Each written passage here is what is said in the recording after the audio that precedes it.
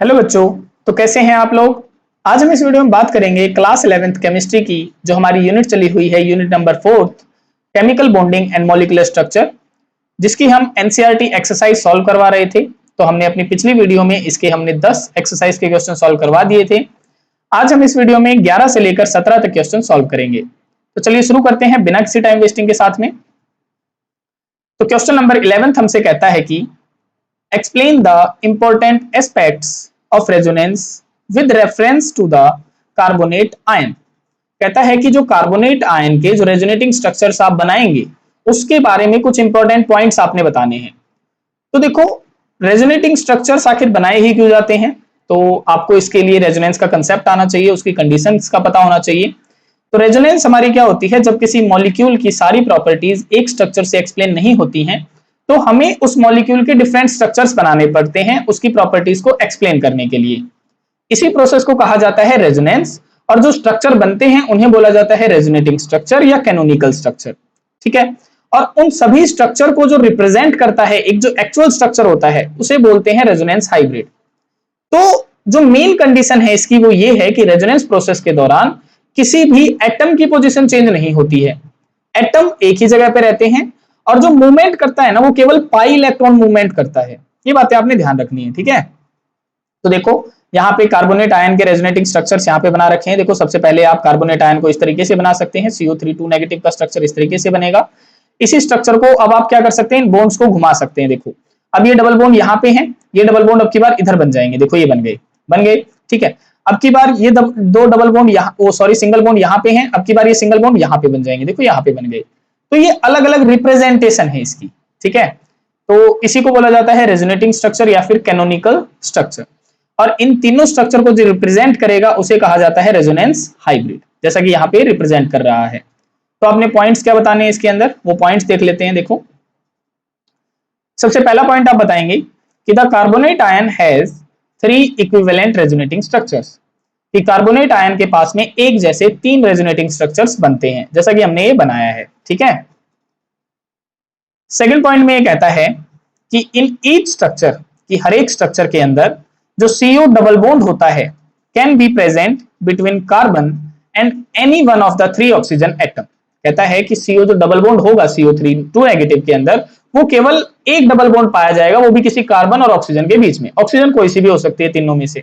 तो देखो यहाँ पे इस वाली ऑक्सीजन और कार्बन के बीच में था डबल बॉन्ड, यहाँ पे इस वाला कार्बन और इस वाली ऑक्सीजन के बीच में था, यहाँ पे इस वाले कार्बन और इस वाले ऑक्सीजन के बीच में था, ठीक है।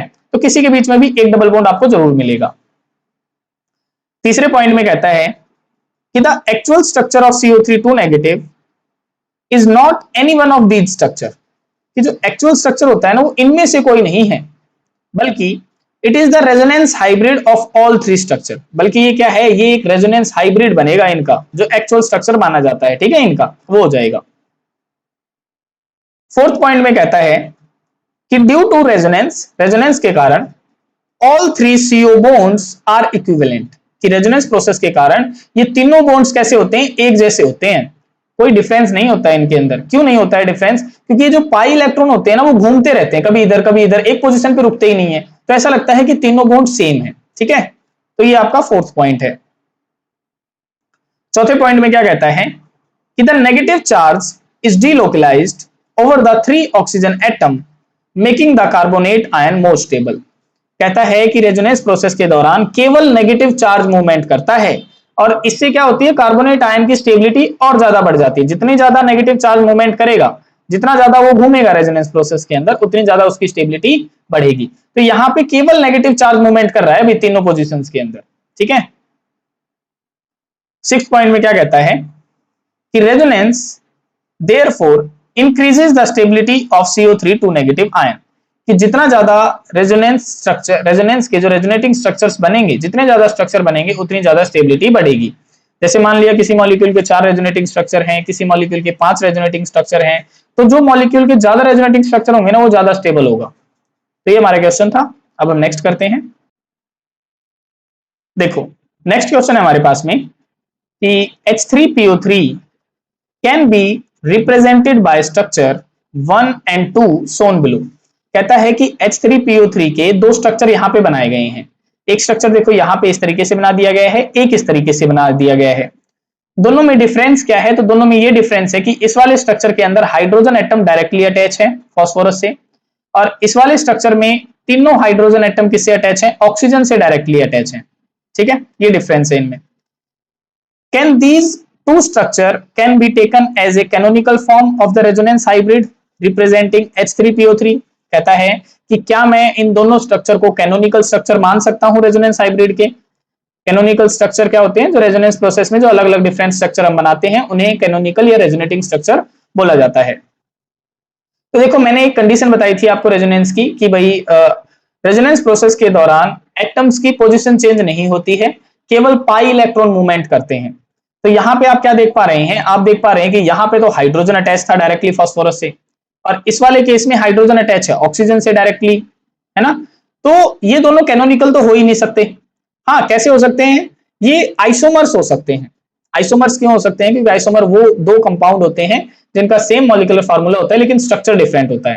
तो यहाँ पे मॉलिक्यूलर फार्मूला दोनों का सेम है, बस स्ट्रक्चर अलग है। तो आइसोमर्स हो सकते हैं, रेजोनेटिंग स्ट्रक्चर या कैनोनिकल स्ट्रक्चर नहीं हो सकते हैं। तो आप क्या बताएंगे इसके अंदर कि no, structure 1 and 2 can not be taken as canonical form, हम नहीं मान सकते इनको कैनोनिकल फॉर्म का of the resonance hybrid of H3PO3। Reason क्या बताएंगे आप? सबसे पहला रीजन आप बताएंगे कि in resonance the position of atom must remain the same, कि जो एटम्स की पोजीशन होती है वो सेम रहती है। Only the arrangement of electron changes, केवल इलेक्ट्रॉन की अरेंजमेंट चेंज होती रहती है। ठीक है, इन स्ट्रक्चर 1 में आप क्या देखते हैं? Hydrogen atom is directly attach to P, कि हाइड्रोजन एटम डायरेक्टली अटैच था पी से। और इन स्ट्रक्चर 2 के अंदर क्या देखते हैं? Hydrogen atom it attach to oxygen, कि ये वाला हाइड्रोजन अटैच था ऑक्सीजन से। Therefore, the position of atom are different in two structure, इसीलिए इनकी पोजीशन डिफरेंट हो गई। Hence, these structures are not resonating form of each other, इसीलिए इनको रेजोनेटिंग फॉर्म नहीं कहा जा सकता। They represent different structures, ये अलग अलग स्ट्रक्चर्स हैं, इसीलिए हम इनको आइसोमेरिक फॉर्म बोल सकते हैं भैया, टोटोमेरिक फॉर्म आप बोल सकते हैं। Not resonance structure, resonance structure आप नहीं बोल सकते हैं। तो ये हमारा सेकंड क्वेश्चन था। अब हम नेक्स्ट देखते हैं। देखो थर्टीन्थ क्वेश्चन में हमसे क्या कहता है कि right the resonance structure for SO3 NO2 and NO3 negative. देखो किस तरीके से हमें बनाने होते हैं रेजोनेटिंग स्ट्रक्चर, पहले मैं आपको तरीका बता देता हूं। देखो सबसे पहला स्ट्रक्चर उसने हमसे पूछा है SO3 का, तो आप क्या करें? आप सल्फर की पहले इलेक्ट्रॉनिक कॉन्फ़िगरेशन लिख लें। तो सल्फर आता है 16 नंबर पे, पहली सेल में 2 इलेक्ट्रॉन, अगली सेल में 8 इलेक्ट्रॉन, उससे अगली सेल में 6 इलेक्ट्रॉन। दूसरा एटम कौन सा है हमारे पास में? ऑक्सीजन है। ऑक्सीजन आता है 8वें नंबर पे, पहली सेल में 2 इलेक्ट्रॉन, अगली सेल में 6 इलेक्ट्रॉन। अब मैं क्या करता हूं? सल्फर के ऊपर क्या करता हूं? 6 बिंदु लगा देता हूं। देखो इस तरीके से 1 2 और 3 4 5 6, ये मैंने लगा दी। अब ऑक्सीजन कितने लेने हैं? मुझे 3 लेने हैं, तो मैं 3 ऑक्सीजन यहाँ पे अरेंज कर देता हूँ। देखो 1 ऑक्सीजन, 2 ऑक्सीजन और 3 ऑक्सीजन। अब सल्फर कितने बॉन्ड बनाता है? सल्फर बनाता है 2 बॉन्ड। ठीक है, क्यों बनाता है 2 बॉन्ड? क्योंकि वो चाहता है कि उसकी ऑक्टेट कंप्लीट हो जाए। तो देखो इसकी लास्ट सेल में 6 इलेक्ट्रॉन तो पहले से थे, 2 इलेक्ट्रॉन ये शेयर कर लेगा जिसके कारण इसके 8 बन जाएंगे।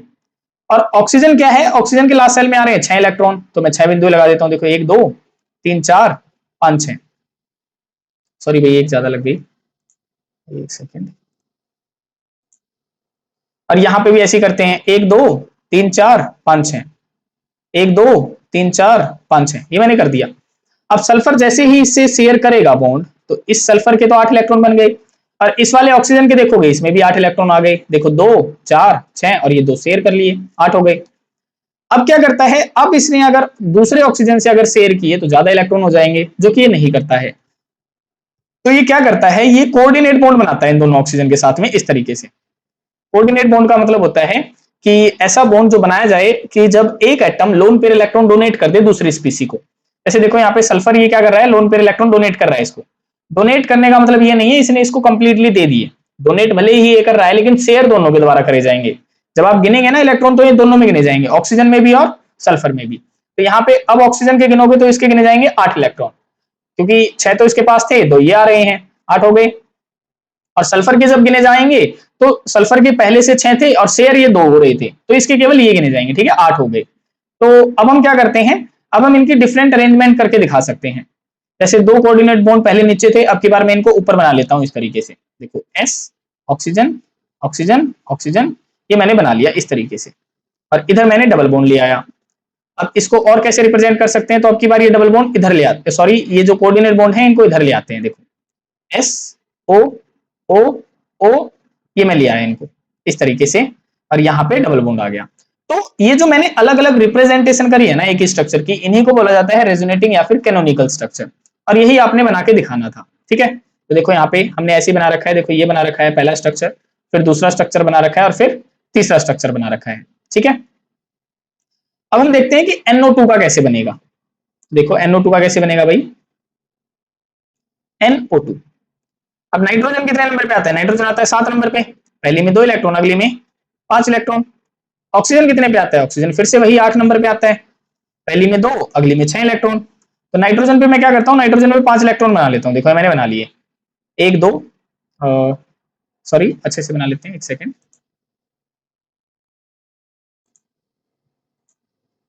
एक हो गया, 2 3 4 5, ये हो गया। ठीक है, और ऑक्सीजन कितने हैं, ऑक्सीजन यहाँ पे 2 लेने हैं आपने, तो एक ऑक्सीजन यहाँ ले लेते हैं, एक यहाँ ले लेते हैं, दोनों भी लास्ट सेल में 6 इलेक्ट्रॉन बनाने हैं, तो 6 बना लेते हैं। देखो 1 2 3 4 5 6, 1 2 3 4 5 6।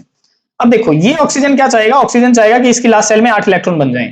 तो 8 कैसे बनेंगे, 6 तो इसके पास में है, 2 ये शेयर करेगा इसके साथ में, कर लिए शेयर। अब इसके गिनोगे तो 6 तो ये और 2 ये हो रहे हैं, 8 हो गई। नाइट्रोजन भी चाहता है कि उसकी लास्ट सेल में 8 इलेक्ट्रॉन बने, तो देखो 1 2 3 4 5 और 6 7, इसके में कितने बन रहे हैं, 7 बन रहे हैं। तो अब ये क्या करता है, यहाँ पे ये बनाता है कोऑर्डिनेट बॉन्ड।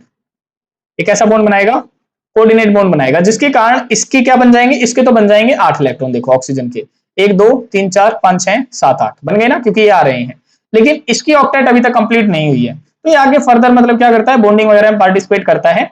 तो ये इसका क्या बन जाता है, एक स्ट्रक्चर बन जाता है NO2 का, और एक लोन पेयर इसका ऐसा ही रह जाता है। अब इसको मैं क्या करता हूं, अलग अलग स्ट्रक्चर से रिप्रेजेंट करता हूं। देखो अब की बार मैं ये बॉन्ड इधर बना लेता हूं, देखो नाइट्रोजन ऑक्सीजन ऑक्सीजन, ये इस तरीके से मैंने बना लिया। तो ये बन गए इनके रेजोनेटिंग स्ट्रक्चर। तो यहाँ पे ऐसे ही बनाना था आपने, देखो ये बना रखा है हमने, एक ये बना रखा है, एक ये बना रखा है। ठीक है, अगला है NO3 नेगेटिव का कैसे बनाना है आपने, तो देखो यहाँ पे बना लेते हैं, एक सेकेंड।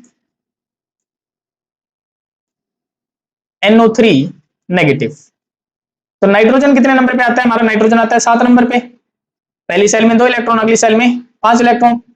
और ऑक्सीजन कितने नंबर पे आता है, ये आता है 8 नंबर पे, तो पहली सेल में 2 इलेक्ट्रॉन, अगली सेल में कितने हो जाएंगे, 6 इलेक्ट्रॉन। तो मैं क्या करता हूँ, अब नाइट्रोजन के यहाँ पे 5 इलेक्ट्रॉन बना लेता हूँ। देखो मैंने ये बना लिए, 1 2 और 3 4 और 1 5, ये मैंने बना लिए। ठीक है, और 3 ऑक्सीजन मैंने बनाने थे, तो यहाँ पे एक ऑक्सीजन इधर बना लिया, एक इधर बना लिया, और एक इधर बना लिया। अब एक ऑक्सीजन के ऊपर है नेगेटिव चार्ज, ये मैंने नेगेटिव चार्ज लगा दिया। ठीक है, और अब देखो ऑक्सीजन पे कितने इलेक्ट्रॉन होंगे, लास्ट सेल में 6 होंगे, तो यहाँ पे बना लो 1 2 3 4 और 5 6 बन गए। यहाँ पे भी ऐसा ही करो, 1 2 3 4 5 6, यहाँ पे भी ऐसा ही करो, 1 2 3 4 5 6 बना लिए। अब देखो ये क्या चाहेगा, ऑक्सीजन चाहेगा कि 2 इलेक्ट्रॉन 2 बॉन्ड बना ले, ताकि उसकी लास्ट सेल में बन जाएंगे 8 इलेक्ट्रॉन। ये तो बना लिए, इसकी में बन गए 8 इलेक्ट्रॉन, देखो 6 पहले थे, 2 ये आ गए, 8 हो गए। ये नाइट्रोजन भी ऐसा ही चाहता है कि इसके में 8 बन जाए, तो देखो 1 2 3 4 5 6 7, 7 तो हो चुके हैं, 8 की जरूरत है। ठीक है, तो एक बॉन्ड क्या करता है, देखो एक इलेक्ट्रॉन है ना, तो ये एक बॉन्ड इससे बनाएगा इस तरीके से। अब देखो ये जो बिंदु मैंने लगाई है ना, ये क्यों लगाई है एक एक्स्ट्रा बिंदु, ये नेगेटिव चार्ज है ना, एक ऑक्सीजन के ऊपर जो नेगेटिव चार्ज है, इसका मतलब उसके ऊपर एक इलेक्ट्रॉन है। तो ये एक इलेक्ट्रॉन आया है इस नेगेटिव चार्ज की वजह से, इसलिए मैंने एक एक्स्ट्रा बिंदु लगाई है। कहने का मतलब है कि लास्ट सेल में 6 इलेक्ट्रॉन थे, एक नेगेटिव की वजह से अब इसकी लास्ट सेल में 7 इलेक्ट्रॉन हो चुके हैं। 7 तो ये हैं, एक इसने इससे बॉन्डिंग बना लिया, तो अब 8 हो गए इस वाले ऑक्सीजन में। और इस वाले नाइट्रोजन में अब देखोगे तो देखो 1 2 3 4 5 6 और 7 8, 8 हो चुके हैं कंप्लीट। तो अब ये क्या करेगा, एक कोऑर्डिनेट बॉन्ड बनाएगा, ताकि इसकी लास्ट सेल में 8 रहे और इसकी में भी 8 बन जाएं। तो देखो इसकी में भी 8 बन गए, 6 तो ये और 2 ये शेयर हो रहे हैं, 8 हो गए। तो एक स्ट्रक्चर तो हमारा ये बन गया। दूसरा आप कैसे बनाएंगे, तो दूसरा आप क्या करते हैं, नाइट्रोजन यहां बना ले, एक ऑक्सीजन ये रहा, एक ये रहा, एक ये रहा। अब की बार इस वाले बॉन्ड को मैं इधर लगा देता हूं, देखो मैंने ये लगा दिया, और ये सिंगल बॉन्ड को क्या करता हूं, ऊपर लगा देता हूं, ये मैंने लगा दिया, और डबल बॉन्ड को इधर लगा दिया, ये बन गया। एक और भी बन सकता है इसका रेजोनेटिंग स्ट्रक्चर। अब की बार क्या करते हैं, इस डबल बॉन्ड को इधर लगा देते हैं, देखो 1 2 3, डबल बॉन्ड इधर लगा दिया, और तो फिर कोऑर्डिनेट बॉन्ड कहां लग जाएगा, इधर लग जाएगा, और सिंगल बॉन्ड कहां लग जाएगा, इधर लग जाएगा। और जहां पे सिंगल बॉन्ड है ना, इसके ऊपर आप नेगेटिव चार्ज ऐसे दिखा सकते हैं, इस तरीके से आप दिखा सकते हैं। तो ये क्या बन गए, हमारे रेजोनेटिंग स्ट्रक्चर बन गए भाई NO3 नेगेटिव के। तो ऐसे ही यहाँ पे देखो बना रखे हैं। तो ये वाला ठीक है आपका, बस यहाँ पे थोड़ी सी मिस्टेक हो रखी है भाई, 2 कोऑर्डिनेट बॉन्ड बना रखे हैं, तो आप जैसा कि मैंने यहाँ पे बनाया, आपने इस तरीके से बना लेने हैं, ठीक है। तो ये यहाँ पे थोड़ी सी मिस्टेक हो रखी थी, मैंने ठीक करवा दी, ठीक है। अब हम नेक्स्ट क्वेश्चन देख लेते हैं। देखो 14th क्वेश्चन है हमारे पास में कि use Lewis symbols to show electron transfer between the following atoms to form cation and अनायन।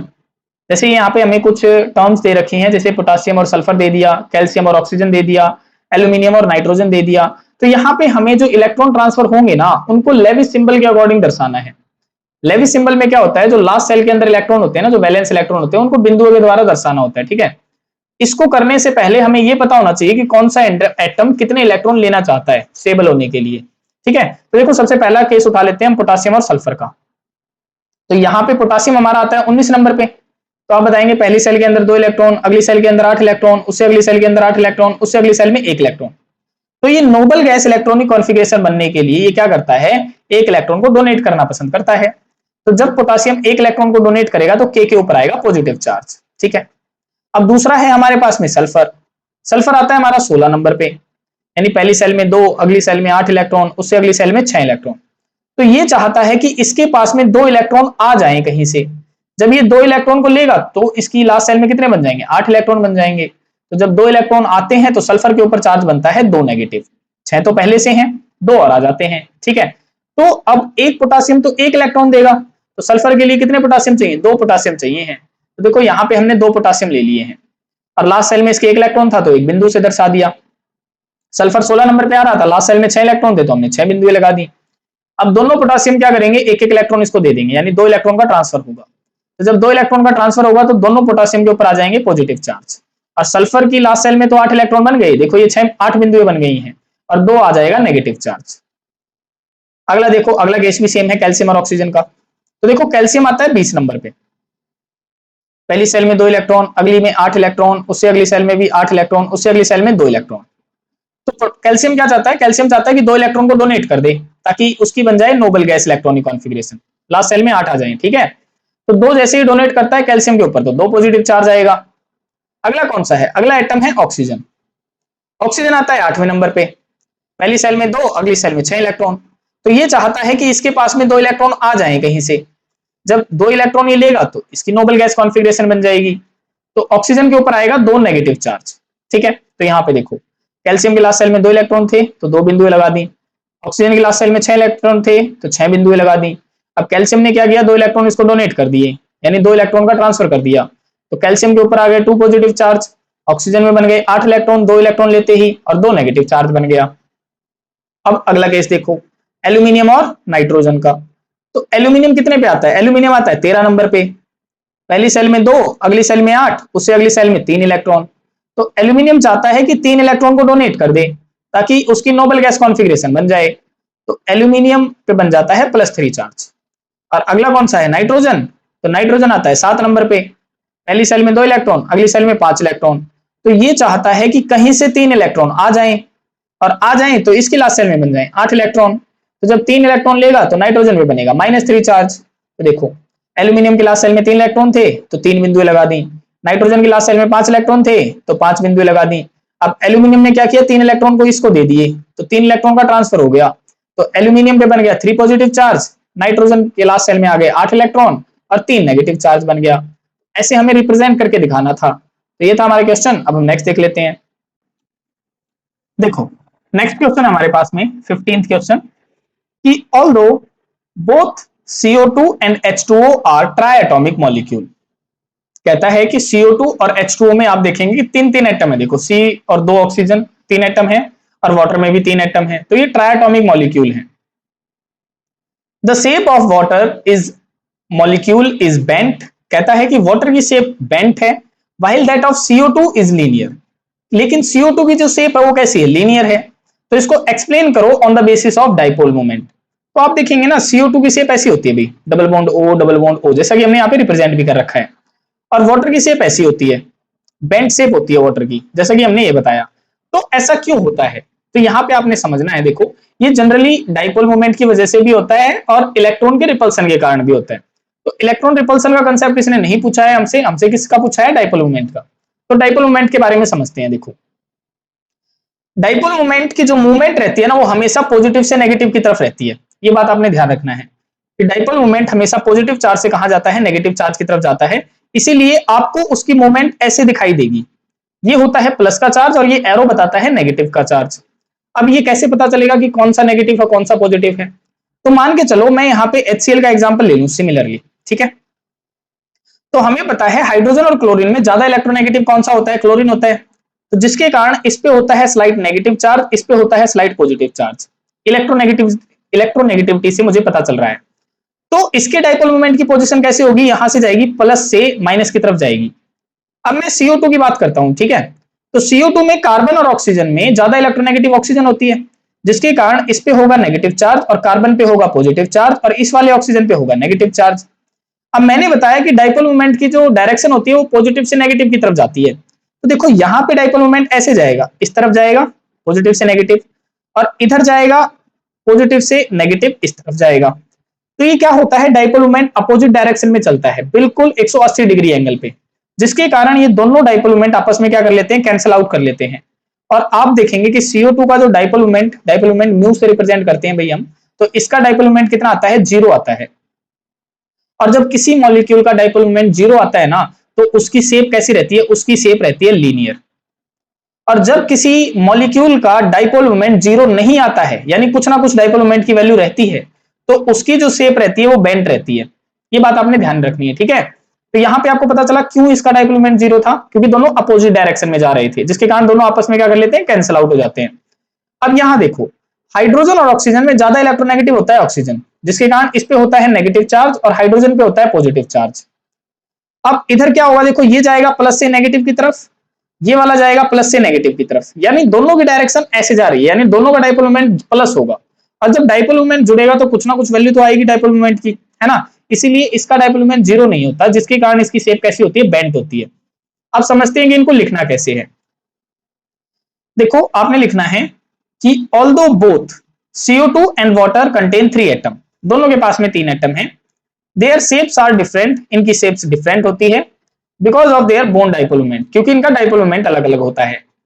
CO2 में आप देखेंगे कि CO2 has 2 polar CO bond, इसके पास में 2 पोलर CO बॉन्ड थे भाई, देखो एक पॉजिटिव नेगेटिव, एक पोल तो ये रहा, दूसरा ये पोल रहा पॉजिटिव नेगेटिव, ठीक है। तो 2 पोलर CO बॉन्ड थे। The oxygen atom are more electronegative than carbon, oxygen atom ज्यादा इलेक्ट्रोनेगेटिव था कार्बन से। So each CO bond has a dipole moment, इसका मतलब दोनों CO बॉन्ड का कैसा है? कुछ ना कुछ डाइपोल मोमेंट था। The 2 CO bonds are arranged in a straight line, और ये दोनों CO बॉन्ड कैसे होते हैं? 180 डिग्री एंगल पे, यानी बिल्कुल स्ट्रेट लाइन पे अरेंज होते हैं, जैसा कि यहाँ पे दिखाया है। The 2 bond dipoles are equal in magnitude and opposite direction, तो इन दोनों का जो डाइपोल मोमेंट होता है वो बिल्कुल इक्वल होता है और दोनों की डायरेक्शन बिल्कुल अपोजिट होती है। Therefore they cancel each other, इसीलिए दोनों क्या कर लेते हैं? कैंसल आउट कर लेते हैं आपस में। So net dipole moment of CO2 is 0, इसलिए इनका डाइपोल मोमेंट 0 होता है। Hence CO2 has a linear shape, इसलिए इसकी शेप भी कैसी हो जाती है? लीनियर हो जाती है। तो यहाँ पे देखो हमने बना के भी दिखा रखा है कि ये इसकी शेप थी और डाइपोल मोमेंट इसका कैसा था? 0 था। अब वाटर के बारे में आप क्या लिखेंगे? तो वाटर के बारे में आप लिखेंगे कि water also has 2 polar OH bond, water के पास में भी 2 पोलर बॉन्ड थे, देखो ये रहा, H पॉजिटिव से जा रहा है ऑक्सीजन की तरफ, पॉजिटिव से जा रहा है ऑक्सीजन की तरफ, और ये वाला जो बिंदु जा रही है ना, देखो ऑक्सीजन पे लोन पेयर इलेक्ट्रॉन बच जाते हैं, तो अब क्या होगा? ये लोन पेयर की तरफ दिखा रहा है ये एरो को, ठीक है, रिजल्टेंट एरो ऐसे जा रही है। तो 2 पोलर OH बॉन्ड थे जैसा कि हमें दिखा। However the molecule is not linear, इसलिए लेकिन ये फिर भी लीनियर नहीं है। इट हैज बेंट और वी शेप्ड स्ट्रक्चर, इसका बेंट या वी शेप्ड स्ट्रक्चर होता है। बिकॉज क्यों? क्योंकि the 2 OH bond are at an angle, कुछ ना कुछ एंगल के ऊपर होते हैं दोनों, ठीक है, दोनों OH बॉन्ड। Their dipole moment do not act in opposite direction, और इनका डाइपोल मोमेंट अपोजिट डायरेक्शन में नहीं जाता बल्कि एक ही डायरेक्शन में जाता है। Hence do not cancel completely, इसलिए कैंसिल नहीं होता है। देयरफॉर इसीलिए net dipole moment of water is not equal to 0, hence water has a bent shape. तो इस तरीके से आपने लिखना होता है कि डाइपोल मोमेंट के अकॉर्डिंग कैसे स्ट्रक्चर चेंज हो रही हैं। तो ये हमारा क्वेश्चन था। अब हम नेक्स्ट देखते हैं। देखो नेक्स्ट क्वेश्चन है हमारे पास में, क्वेश्चन नंबर 16 कि राइट द सिग्निफिकेंस या फिर एप्लीकेशन ऑफ डाइपोल मोमेंट, कि डाइपोल मोमेंट की क्या महत्वता होती है, क्या उसके एप्लीकेशंस होती हैं, वो हमने बतानी है। तो एक एप्लीकेशन तो मैंने आपको अभी अभी बताई कि अगर डाइपोल मोमेंट क्या हो जाता है, जीरो हो जाता है, तो उसकी शेप कैसी होगी, उसकी शेप होगी लीनियर। और अगर डाइपोल मोमेंट जीरो नहीं होता है तो उसकी शेप कैसी होगी, तो उसकी शेप होगी बेंट। तो इसका मतलब है डाइपोल मोमेंट से हम किसी की शेप बता सकते हैं, है ना। अच्छा, दूसरी चीज हम क्या बता सकते हैं, जैसा कि आपने देखा कि अगर किसी का डाइपोल मोमेंट जीरो हो जाता है तो उसका जो बॉन्ड होता है ना, बॉन्ड, वो कैसा होगा, वो नॉन पोलर होगा भाई, पोल्स नहीं होंगे उसके अंदर, नॉन पोलर कहलाया जाएगा। लेकिन अगर किसी का डाइपोल मोमेंट जीरो नहीं होता है तो वो बॉन्ड को हम कहेंगे पोलर बॉन्ड। तो हम बॉन्ड की पोलैरिटी भी बता सकते हैं, ये भी बात बता सकते हैं। तीसरी चीज मैं ये भी बता सकता हूं कि जितनी ज्यादा डाइपोल मोमेंट की वैल्यू बढ़ेगी उतनी ज्यादा उनकी पोलैरिटी बढ़ेगी, यानी पॉजिटिव और नेगेटिव चार्ज बढ़ेगा, है ना। तो देखो इसी से रिलेटेड हमने यहाँ पे कुछ पॉइंट्स लिखे हैं कि dipole moment is an important property of a molecule, ये एक इंपॉर्टेंट प्रॉपर्टी होती है किसी भी मॉलिक्यूल की। It is use to understand the polarity, इसका इस्तेमाल किया जाता है पोलैरिटी को अंडरस्टैंड करने के लिए, समझने के लिए, शेप को समझने के लिए या फिर स्ट्रक्चर को समझने के लिए। तो एप्लीकेशन में आप क्या लिखेंगे, सबसे पहली एप्लीकेशन आप लिखेंगे to determine polarity of a molecule. Polarity बताने के लिए इसका इस्तेमाल किया जाता है कि if the dipole moment is zero the molecule is generally non polar. Molecule कैसा माना जाएगा, नॉन पोलर माना जाएगा। If it is non zero, लेकिन अगर डाइपोल मोमेंट जीरो नहीं है, द मॉलिक्यूल इज पोलर, फिर हम उसको क्या बोलेंगे, पोलर कहेंगे। सेकेंड एप्लीकेशन में आपने क्या बताना है, to determine the shape of a molecule, जैसा कि मैंने अभी बताया कि लीनियर कब होगी और बेंट कब होगी, ठीक है। तो आप बताएंगे कि dipole moment helps in predicting the shape of molecule, ये हमारी मदद करता है शेप बताने के लिए। For example CO2 has zero dipole moment and is linear, जैसा कि CO2 का जीरो डाइपोल मोमेंट था तो वो लीनियर शेप का था। Whereas water has a non zero dipole moment and is bent, और उसका नॉन जीरो डाइपोल मोमेंट था इसलिए वो बेंट था। थर्ड एप्लीकेशन में आप बता सकते हैं टू डिस्टिंग्विश आइसोमर्स, आइसोमर्स के बारे में आप बता सकते हैं। कैसे भाई, देखो आइसोमर्स क्या होते हैं, दो ऐसे कंपाउंड होते हैं जिनका मॉलिक्यूलर फॉर्मूला सेम होता है और स्ट्रक्चर डिफरेंट होती है। जैसे मैं कह दूं कि एक सिस आइसोमर है, एक ट्रांस आइसोमर है, आपने सुना होगा इनके बारे में।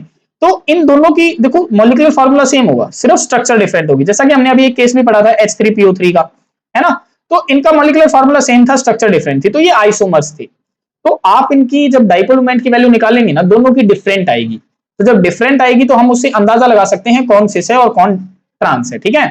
तो यहाँ पे कहता है कि डिफरेंट आइसोमर्स में हैव डिफरेंट डाइपोल मोमेंट, कि अलग अलग आइसोमर की अलग अलग डाइपोल मोमेंट की वैल्यू होती है। Therefore dipole moment can help in distinguish between them, तो डाइपोल मोमेंट की वैल्यू इनकी हेल्प करती है कि कैसे उनको डिस्टिंग्विश करें, कैसे उनको सेपरेट आउट करें, ठीक है। और लास्ट एप्लीकेशन में आप बता देंगे कि to determine the ionic character of a bond, कि किसी बॉन्ड के अंदर कितना आयनिक कैरेक्टर है। देखो कोई भी बॉन्ड, जैसे आपने बॉन्ड्स के बारे में पढ़ा होगा, आयनिक बॉन्ड होता है, कोवेलेंट बॉन्ड होता है, कोई भी बॉन्ड 100% नहीं होता है। जैसे मान के चलो किसी बॉन्ड के अंदर कोवेलेंट कैरेक्टर ज्यादा हो सकता है तो आयनिक कैरेक्टर कम मिलेगा आपको, या कोई बॉन्ड ऐसा है जिसके अंदर आयनिक कैरेक्टर ज्यादा है, यानी आयनिक बॉन्ड की मात्रा ज्यादा है, कोवेलेंट बॉन्ड की मात्रा कम है। तो कोई भी बॉन्ड 100% नहीं होता है, उसके अंदर कुछ ना कुछ आयनिक परसेंटेज आपको मिलती है। तो जो डाइपोल मोमेंट है वो हमारी हेल्प करता है आयनिक कैरेक्टर को फाइंड आउट करने के लिए। और इससे रिलेटेड आप एक टॉपिक पढ़ते हैं फैजान रूल, अगर आपने चैप्टर कंप्लीट पढ़ा है तो आपने फैजान रूल के बारे में पढ़ा होगा, तो उसको आप स्टडी करिए, आपको पता चलेगा कि कैसे आयनिक कैरेक्टर फाइंड आउट किया जाता है किसी मॉलिक्यूल के अंदर। तो आप बताएंगे इसके अंदर कि the value of dipole moment gives an idea, कि जो डाइपोल मोमेंट की वैल्यू है वो हमें आइडिया देती है about the ionic character of a polar bond, कि किसी पोलर बॉन्ड में कितना आयनिक कैरेक्टर है। Higher the dipole moment generally indicates greater polarity, कि जितना ज्यादा डाइपोल मोमेंट की वैल्यू होती है उतनी ज्यादा पोलैरिटी उसके अंदर पाई जाएगी। तो ये हमारी एप्लीकेशन थी डाइपोल मोमेंट की। अब हम नेक्स्ट क्वेश्चन करते हैं। देखो नेक्स्ट क्वेश्चन हमारे पास में क्वेश्चन नंबर 17 कि डिफाइन इलेक्ट्रोनेगेटिविटी। ये क्वेश्चन तो हमारा जो हमारी पिछली यूनिट थी उसमें भी हमारा आया था कि इलेक्ट्रोनेगेटिविटी क्या होती है, how does it differ from electron gain enthalpy, और ये इलेक्ट्रॉन गेन एंथैल्पी से कैसे डिफरेंट होती है। तो वहां पे भी हमने बताया था कि जैसे मान के चलो एक है आइसोलेटेड गैसियस एटम है, कोई भी एटम है जो कि अलग है, अकेला है, गैसियस है, ठीक है, आइसोलेटेड है। जब वो एक इलेक्ट्रॉन को गेन करता है ना तो उसके ऊपर नेगेटिव चार्ज स्पीसी बन जाती है वो, और उस दौरान कुछ अमाउंट में एनर्जी वो क्या करता है, रिलीज करता है। तो ये जो एनर्जी होती है ना, उसी को कहते हैं इलेक्ट्रॉन गेन एंथैल्पी।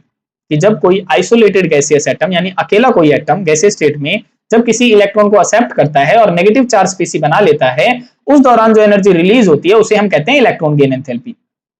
लेकिन इलेक्ट्रोनेगेटिविटी क्या होती है, ये इसका कंसेप्ट होता है बॉन्डेड एटम से, ठीक है। तो ये कहता है जब दो बॉन्डेड एटम आपस में अटैच होते हैं तो उनके जो इलेक्ट्रॉन होते हैं ना वो बीच में होते हैं जब तक उनकी इलेक्ट्रोनेगेटिविटी सेम होती है। लेकिन अगर दोनों में से मैं कहूं कि एक की इलेक्ट्रोनेगेटिविटी ज्यादा है, जैसे मैंने मान लिया कि एक की इलेक्ट्रोनेगेटिविटी ज्यादा है, तो ए के पास में इतनी पावर आ जाएगी कि वो जो शेयर पेयर ऑफ इलेक्ट्रॉन थे ना उनको अपनी तरफ खींच लेगा। और जैसे ही अपनी तरफ खींचेगा तो एक पे बन जाएगा नेगेटिव चार्ज और दूसरे पे बन जाएगा पॉजिटिव चार्ज। तो जो खींचता है उस पे नेगेटिव बनता है, जो जो नहीं खींचता उस पे पॉजिटिव बन जाता है, ठीक है। जिसके कारण ये बॉन्ड कैसा बन जाता है, पोलर बन जाता है, क्योंकि पोल्स बन गए ना इसमें, तो पोलर बॉन्ड। तो ये किसकी वजह से आ रहा है, इलेक्ट्रोनेगेटिविटी डिफरेंस की वजह से आ रहा है। तो जब दो एटम सेम होते हैं और उनकी इलेक्ट्रोनेगेटिविटी में कोई डिफरेंस नहीं होता है तो बॉन्ड बनता है नॉन पोलर। और जब दो एटम अलग अलग होते हैं, उनकी इलेक्ट्रोनेगेटिविटी में भी डिफरेंस होता है, तो बॉन्ड बनता है हमारा पोलर। ये बात आप ध्यान रखेंगे। तो इलेक्ट्रोनेगेटिविटी को आप डिफाइन कैसे करेंगे, आप बताएंगे कि electronegativity is the tendency of an atom, कि ये क्षमता होती है किसी भी एटम की to attract the shared pair of electron, कि वो क्या करे, शेयर पेयर ऑफ इलेक्ट्रॉन यानी बॉन्डेड के जो शेयर पेयर ऑफ इलेक्ट्रॉन है उनको अपनी तरफ अट्रैक्ट करे, shared pair of electron towards itself in a chemical bond. उसी को बोलते हैं हम इलेक्ट्रोनेगेटिविटी। फॉर एग्जांपल जैसे उसने एग्जांपल लिया HCl का, तो हमें पता है HCl में क्लोरीन ज्यादा इलेक्ट्रोनेगेटिव है, तो क्लोरीन क्या करेगी, जो शेयर्ड पेयर ऑफ इलेक्ट्रॉन है उनको अपनी तरफ खींचेगी, और जब ये अपनी तरफ खींचेगी तो इस पे नेगेटिव चार्ज बन जाएगा और इस पे पॉजिटिव चार्ज बन जाएगा, ठीक है। तो इसमें कहता है कि chlorine attracts the shared pair of electron more strongly, chlorine खींचेगी अपनी तरफ ज्यादा ताकत से, then hydrogen because chlorine is more electronegative, क्योंकि क्लोरीन क्या होती है, ज्यादा इलेक्ट्रोनेगेटिव होती है। अब हम देख लेते हैं इनमें डिफरेंस कैसे करना है हमको, इलेक्ट्रोनेगेटिविटी में और इलेक्ट्रॉन गेन एंथैल्पी में। तो आप बताएंगे इलेक्ट्रोनेगेटिविटी में, आप बताएंगे सबसे पहले तो आप इनकी डेफिनेशन ही लिख देंगे, जैसे कि हमने यहाँ पे लिख रखा है कि it is the tendency of an atom to attract shared electron towards itself in a chemical bond. और इलेक्ट्रॉन गेन एंथैल्पी में क्या है कि ये वो एंथैल्पी चेंज की वैल्यू है when an electron is added to an isolated gaseous atom, कि जब कोई अकेला गैसियस एटम अट्रैक्ट करता है इलेक्ट्रॉन को और वो नेगेटिव चार्ज स्पीसी बना लेता है तो उस दौरान एनर्जी में चेंजेस आ जाते हैं, उसे कहा जाता है इलेक्ट्रॉन गेन एंथैल्पी, ठीक है। सेकंड पॉइंट में आप बताएंगे कि ये जो प्रॉपर्टी होती है वो तो बॉन्डेड एटम की होती है इलेक्ट्रोनेगेटिविटी, क्योंकि बिना बॉन्डेड के तो हम कर नहीं सकते ना इलेक्ट्रोनेगेटिविटी का कंसेप्ट एक्सप्लेन। और इसमें आप बताएंगे कि ये प्रॉपर्टी होती है आइसोलेटेड गैसियस एटम की, कि अकेले गैसियस एटम की होती है। थर्ड पॉइंट में आप बता देंगे कि इलेक्ट्रोनेगेटिविटी की कोई यूनिट नहीं होती है, लेकिन इलेक्ट्रॉन गेन एंथैल्पी की यूनिट होती है, जैसे कि किलोजूल पर मोल हो गया, इलेक्ट्रॉन वोल्ट पर एटम हो गया, इस तरीके से। नेक्स्ट आप बता देंगे कि इलेक्ट्रोनेगेटिविटी को हम मेजर नहीं कर सकते डायरेक्टली, लेकिन इसको हम मेजर कर सकते हैं एक्सपेरिमेंटली। और लास्ट पॉइंट में आप बता देंगे कि ये क्या होती है, जनरली इंक्रीज होती है from left to right across the period, यानी जब हम पीरियोडिक टेबल में लेफ्ट टू राइट जाते हैं तो ये क्या होती है, बढ़ती है इलेक्ट्रोनेगेटिविटी। लेकिन इसकी वैल्यू क्या होती है, its value generally become more negative across the period with some exception. कहता है जब हम लेफ्ट टू राइट जाते हैं ना तो इलेक्ट्रॉन गेन एंथैल्पी की वैल्यू बहुत ज्यादा नेगेटिव में हो जाती है।